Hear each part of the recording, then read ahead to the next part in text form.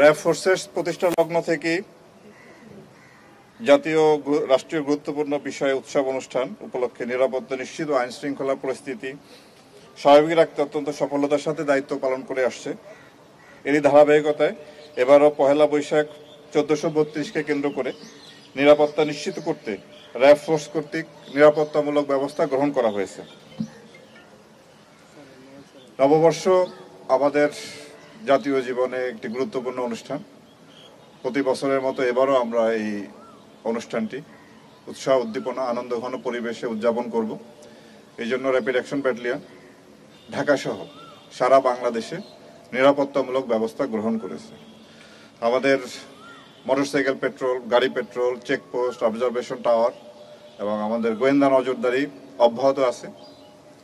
আমরা অন্যান্য আইন শৃঙ্খলা রক্ষাকারী বাহিনীর সাথে সমন্বয় রেখে এবং বিভিন্ন সাংস্কৃতিক গোষ্ঠী এবং জনপ্রতিনিধি, আপামর জনগণ সবার সাথে আমরা সমন্বয় রেখে এই অনুষ্ঠানে যাতে সুষ্ঠুভাবে সুন্দরভাবে করা যায় তার সব রকম ব্যবস্থা আমরা গ্রহণ করেছি। আপনারা জানেন যে ঢাকা শহরে এই অনুষ্ঠান আজকে থেকেই শুরু হতে যাচ্ছে। চরণী উদ্যানে একটি ব্যান্ড শো আছে আজকে।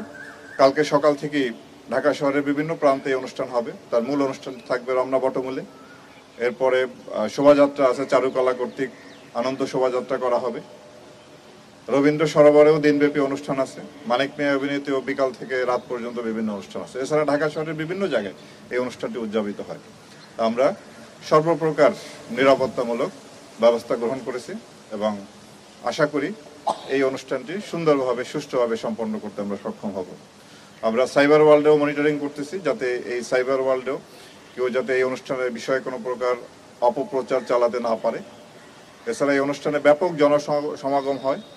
সাধারণ মানুষের নিরাপত্তার পাশাপাশি মা, বোন এবং শিশু এবং যারা বয়স্ক তাদের নিরাপত্তা দিকেও আমরা বিশেষভাবে নজর রাখব যাতে কোনো প্রকার কোনো ইপটিজিং না হয়, সেদিকেও আমাদের সতর্ক দৃষ্টি থাকবে। তো আমাদের বিনীত অনুরোধ থাকবে সাধারণ জনগণের প্রতি, আপনাদের প্রতি, আপনারা আমাদেরকে সহযোগিতা করুন। আপনাদের সহযোগিতা নিয়ে আমরা এই অনুষ্ঠানটি সুন্দরভাবে সম্পন্ন করতে চাই। আমরা সমস্ত দেশব্যাপী এই অনুষ্ঠানটি আপনারা জানেন যে বাংলাদেশের বিভিন্ন প্রত্যন্ত অঞ্চলে এমনকি এটি জেলা, উপজেলা, গ্রাম পর্যায়ে অনুষ্ঠিত হয়। তা আমাদের নিরাপত্তা বলয় আমরা বিস্তৃত করব সব জায়গায় যাতে সুন্দরভাবে এই অনুষ্ঠানটি করা সম্ভব হয়। তো এই বিষয়ে আপনাদের মাধ্যমে আমরা দেশবাসীর সহযোগিতা চাচ্ছি। আরেকটি বিষয় আপনারা হয়তো প্রশ্ন করবেন, নিরাপত্তা ঝুঁকির বিষয়। এর জবাবে আমরা বলতে চাই যে অন্তর্বর্তীকালীন সরকার দায়িত্ব গ্রহণের 1 মাসের মাথায় হিন্দু ধর্মাবলম্বীদের সবচেয়ে যে বড় উৎসব দুর্গাপূজা অনুষ্ঠিত হয়েছিল। তখন এই নিরাপত্তার প্রশ্ন এসেছিল, পূজা হবে কিনা এ নিয়েও সংশয় ছিল। কিন্তু সরকারের পক্ষ থেকে ওনাদেরকে আশ্বস্ত করা হয় এবং আমরাও আইন শৃঙ্খলা রক্ষাকারী বাহিনীও হিন্দু ধর্মের যারা নেতৃস্থানীয় যারা আছেন, পূজা উদযাপন কমিটি আছে, তাদের সাথে আমরা আলাপ আলোচনা করি, তাদেরকে আশ্বস্ত করি এবং তারই প্রেক্ষিতে আপনারা দেখেছেন যে এবছর খুব সুন্দরভাবে এই পূজা উৎসবটি সম্পন্ন হয়েছে আনন্দঘন পরিবেশে এবং নিরাপত্তার দিক থেকে কোনো ধরনের কোনো সমস্যা হয়নি।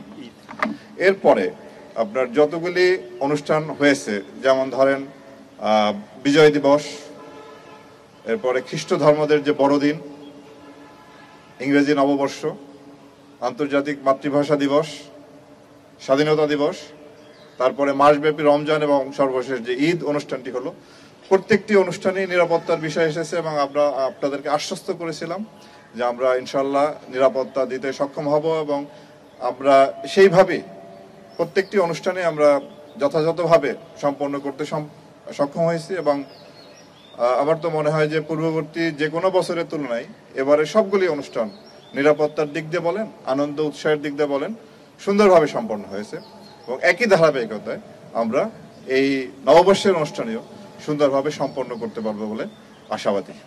আপনাদেরকে ধন্যবাদ। স্তরের আমাদের তো আমরা বললামই যে বিভিন্ন এখানে আপনার ঢাকা মেট্রোপলিটন পুলিশ আছে, সেনাবাহিনী থাকবে এবং র্যাবের তরফ থেকে আমাদেরও মোতায়েন আছে।